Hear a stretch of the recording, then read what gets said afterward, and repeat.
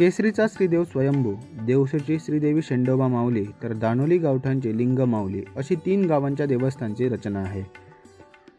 या तिन्ही गावचे मानकरी असलेला सावंत समाज व इतर सर्वजण धार्मिकदृष्ट्या संघटित असून एकमेकांच्या सुखदुःखात सहभागी होतात। देवसू ग्रामदैवत श्रीदेवी शेंडोबा माऊली मंदिरात नवचंडी व दत्तयाग यज्ञ या 3 दिवसांच्या धार्मिक सोहळ्यांची सांगता शनिवारी 26 एप्रिल रोजी झाली। देवसू गावासह दानोली व केसरी गावात प्रथमच हा सोहळा होत असून त्याची सुरुवात 24 एप्रिल रोजी देवसू येथून झाली।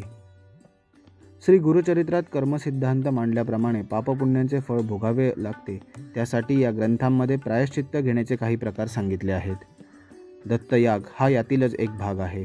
दत्तयागात सहभागी झाल्यास मातृपितृवचन उल्लंघन, चोरी, गुरुदोष, भक्षण, ब्रह्महत्या, बालहनन, भूमितस्करी, संवत्सर पापनाशनार्थ, अकृत अध्ययन आदी दोषापासून मुक्ती मिळते। नवचंडी यज्ञ हा हवन वैदिक विधी आहे। हा विधी विशेषतः देवी दुर्गा व तिच्या विविध रूपांना समर्पित असून या यज्ञात चंडी देवी, महाकाली व इतर शक्ती देवतांना आवाहन केले जाते। यात मार्कंडेय पुराणातील मंत्रासह हजारो मंत्रांचे पठण केले जाते।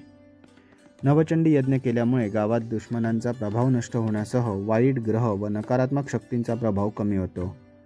ग्रामस्थांच्या जीवनात सकारात्मकता, ऊर्जा, सफलता व आशीर्वाद प्राप्त होऊन जीवनातील प्रत्येक क्षेत्रात यश प्राप्त होते।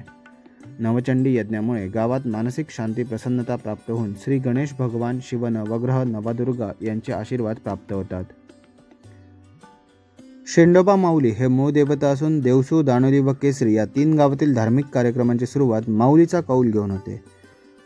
5 पूर्वी व 12 अंधारांची रचना असलेल्या देवस्थानचे कुळकर, थळकर व पूर्वस्कर असे मानकरी असून मानाच्या 12 घरवडी आहेत। नवसाला पावणारी माहेरवाशिणीची पाठराखी असलेल्या माऊलीचा सदैव वरदहस्त लाभल्याने गावात एकजूट, सुख, समाधान, शांती प्राप्त झाली आहे।